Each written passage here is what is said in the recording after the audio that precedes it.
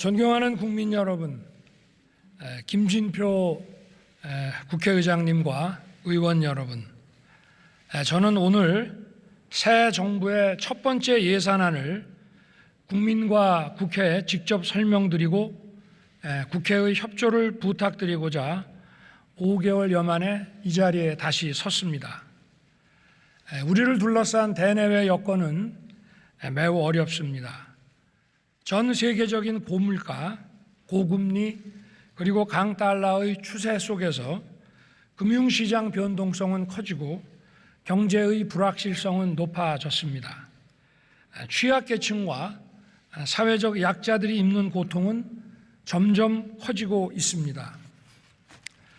재정 건전성을 유지하면서 금융 안전성과 실물 경제 성장을 도모하는 나라와 그렇지 못한 나라 간의 국제 신인도 격차가 확대되고 있습니다. 산업과 자원의 무기화 그리고 공급망의 블록화라는 세계적인 흐름 속에서 가치를 공유하는 국가들과의 협력이 그 무엇보다 중요해졌습니다. 안보 현실 또한 매우 엄중합니다. 북한은 최근 유례없는 빈도로 탄도미사일 발사를 비롯한 위협적인 도발을 계속하고 있습니다. 이는 유엔 안보리 결의에 대한 중대한 위반이자 국제사회에 대한 정면 도전입니다. 나아가 핵 선제의 사용을 공개적으로 표명할 뿐 아니라 7차 핵실험 준비도 이미 마무리한 것으로 판단됩니다. 우리 국민들이 안심하고 일상을 영위하실 수 있도록 한미 연합방위 태세와 한미일 안보 협력을 통해 압도적인 역량으로 대북 억제력을 강화할 것입니다.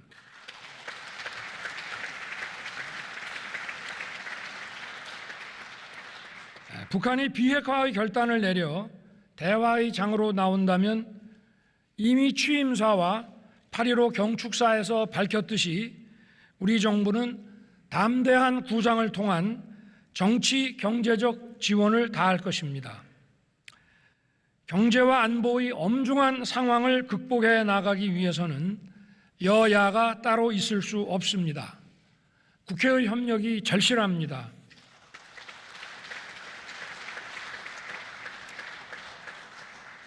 국민 여러분, 그리고 의원 여러분, 저는 지난 7월부터 최근까지 10차례에 걸쳐 진행된 비상민생경제회의를 통해 직접 민생 현안을 챙겼습니다. 물가 상승의 충격이 취약계층과 사회적 약자에게 전가되지 않도록 공공임대주택의 임대료 동결을 연장한 것을 비롯해서 연료비, 식료품비, 생필품비도 촘촘하게 지원하는 한편 장바구니 물가도 챙겼습니다. 폭우와 재난으로 인한 피해 복구와 지원에도 매진해서 서민들의 일상 회복에 최선을 다했습니다.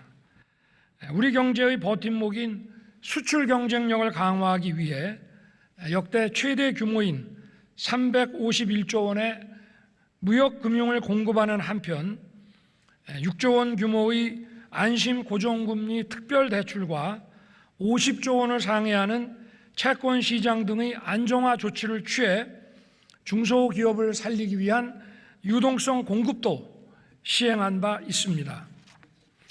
나아가 우리 경제의 미래 먹거리를 찾기 위한 산업의 고도화, 미래 전략 산업 육성에도 박차를 가하고 있습니다. 이번에 정부가 제출한 예산안에는 우리 정부가 글로벌 복합 위기에 어떻게 대응할 것이며 어떻게 민생 현안을 해결할 것인지 그 총체적인 고민과 방안을 담았습니다. 지금 우리 재정 상황이 녹록지 않습니다. 그동안 정치적 목적이 앞선 방만한 재정 운용이 결국 재정 수지 적자를 빠르게 확대시켰고 나라 빚은 GDP의 절반 수준인 1,000조 원을 이미 넘어섰습니다.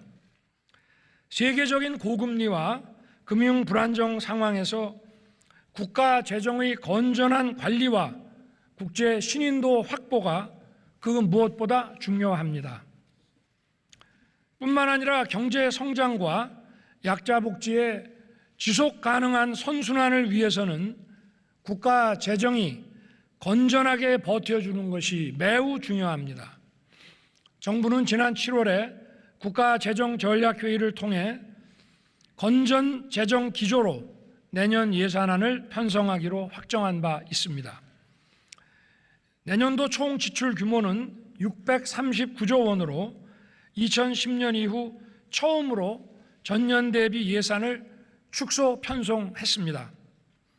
정부는 역대 최대 규모인 24조 원의 지출 구조 조정을 단행한 결과 재정 수지는 큰 폭으로 개선되고 국가 채무 비율도 49.8%로 지난 3년간의 가파른 증가세가 반전돼서 건전 재정의 전환점이 됐습니다.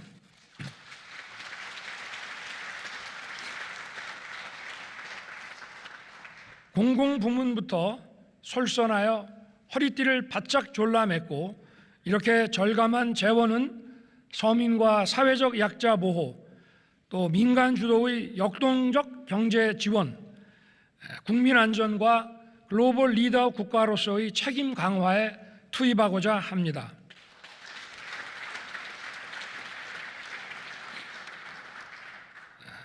사랑하는 국민 여러분, 그리고 존경하는 의원 여러분, 그리고 이 자리에 함께해 주신 대법원장님, 헌법재판소장님, 선거관리위원장님, 그리고 감사원장님, 경제가 어려울수록 더 큰 어려움을 겪는 사회적 약자를 보호하는 것은 국가의 기본적 책무입니다. 우리 정부는 재정 건전화를 추진하면서도 서민과 사회적 약자들을 더욱 두텁게 지원하는 약자 복지를 추구하고 있습니다.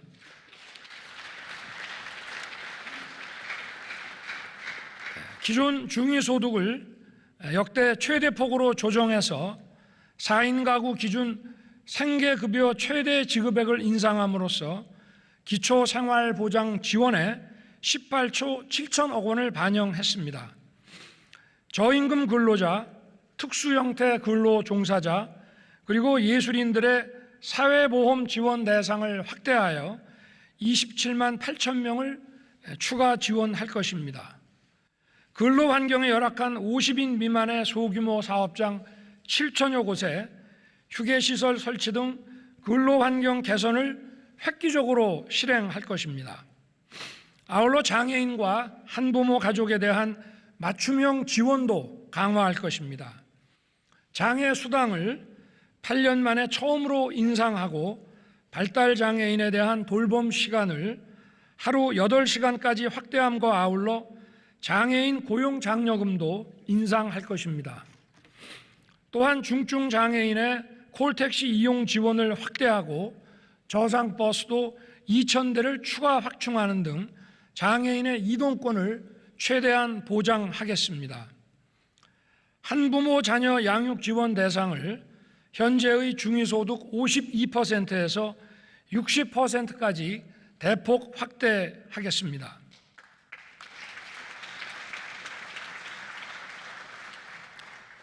올해 폭우 피해에서 드러났듯이 반지하 쪽방 거주자들의 피해가 많았습니다. 이분들께서 보다 안전한 주거 환경으로 이주하실 수 있도록 보증금 무이자 대출을 신설하고 민간 임대주택으로 이주할 경우 최대 5천만 원까지 지원할 것입니다. 또한 전세 사기의 피해자에 대한 신속한 보호를 위해 최대 1억 6천만 원 한도의 긴급 대출 지원도 신설하였습니다.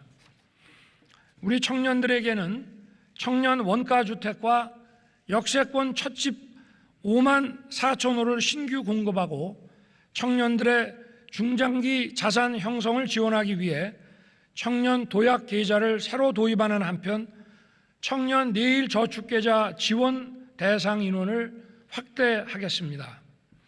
어르신들께는 기초연금을 인상하고 양질의 민간사회 서비스형 일자리를 확대해서 안정적인 노후 생활을 지원하겠습니다.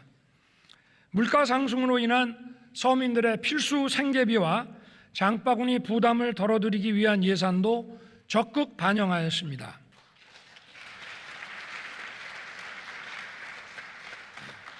우선 에너지 바우처 지원을 확대하고 농축수산물 할인 쿠폰 규모를 금년도의 590억 원에서 1,690억 원으로 약 3배 확대했습니다. 밀, 수산물 등 주요 농축산물의 비축을 확대해서 수급 불안에 선제적으로 대응하는 한편 중소농의 공익직불금 지급 확대, 비료, 사료 등의 구매자금 지원을 통해 농가 생산비 부담도 경감하겠습니다.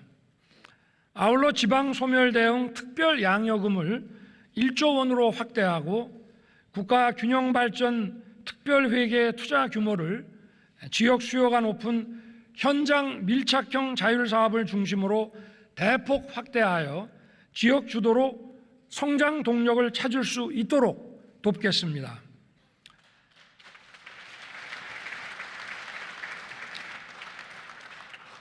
첨단 전략 산업과 과학기술을 육성하고 중소벤처기업을 지원함으로써 새로운 성장 기반을 구축하겠습니다.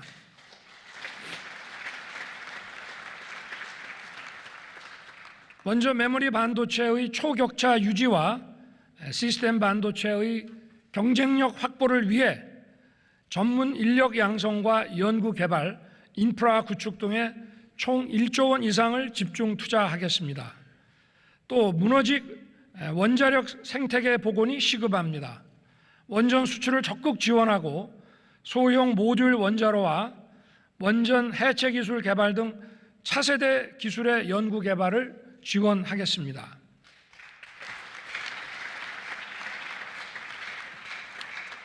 양자 컴퓨팅, 우주항공, 인공지능, 첨단 바이오 등 핵심 전략 기술과 미래 기술 시장 선점을 위해 총 4조 9천억 원의 R&D 투자를 지원하겠습니다. 민간 투자 주도형 창업 지원을 통해 벤처기업과 스타트업에 대한 지원을 확대하고 중소기업의 스마트화 지원과 연구개발 등 혁신 사업에도 3조 6천억 원을 투입하겠습니다. 소상공인들이 코로나 여파에서 완전히 벗어나 다시 뛸 수 있도록 채무 조정과 재기 지원 등의 재정을 추가 투입할 것입니다. 그리고 청년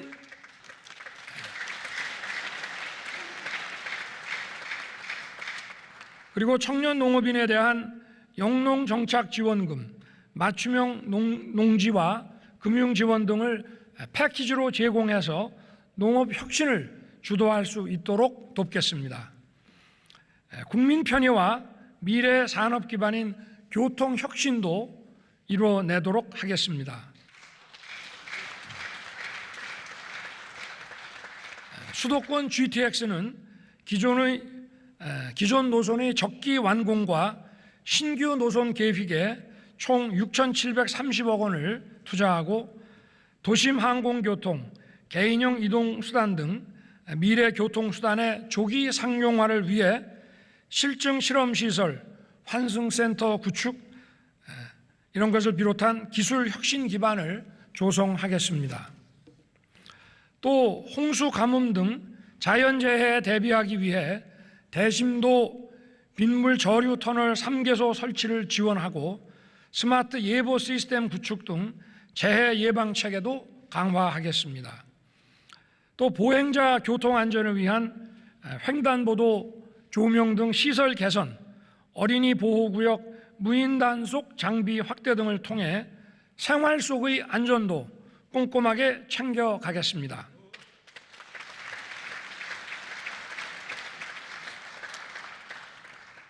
튼튼한 국방력과 인류 보훈, 장병의 사기 진작을 통해 누구도 넘볼 수 없는 강력한 국가를 만들겠습니다.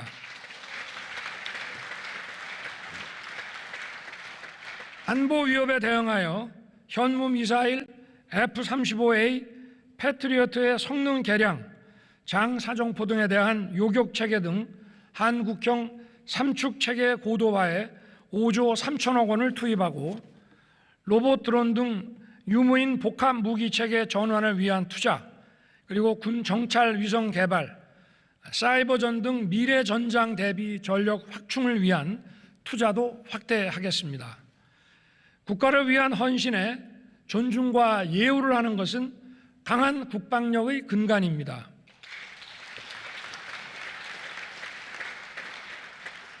국민과 장병의 눈높이에 맞도록 병영 환경을 개선하고 사병 봉급을 2025년 205만 원을 목표로 현재 82만 원을 내년에 130만 원까지 인상해서 병역 의무 이행에 대한 합당한 보상이 매년 단계적으로 이루어지도록 하겠습니다.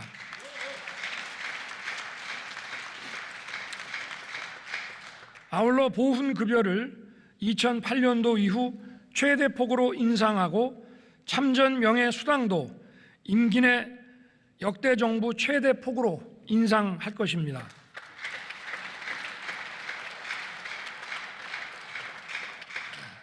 격화되는 경제 블록화 물결에 대비하여 경제 안보 역량을 강화해야 합니다. 공급망 위기에 대응하기 위해 해외 자원개발 투자를 확대하고 니켈, 알루미늄 등 광물 비축, 그리고 수입선 다변화 추진을 위해 총 3조 2천억 원을 투자할 것입니다. 유엔 연설에서도 밝혔듯이 국제사회에 책임있게 기여하지 않고서는 우리의 국익도 제대로 지켜내기 어려운 것이 엄연한 현실입니다. 정부는 글로벌 리더 국가로서의 책임과 역할을 다하기 위해 공적 개발 원조를 4조 5천억 원으로 대폭 확대하였습니다. 이를 통해 해외 긴급 구호 지원과 저개발국과 개도국을 대상으로 원조를 확대할 것이며 글로벌 보건 안보와 백신 개발 지원에 주도적 역할을 수행해 나가겠습니다.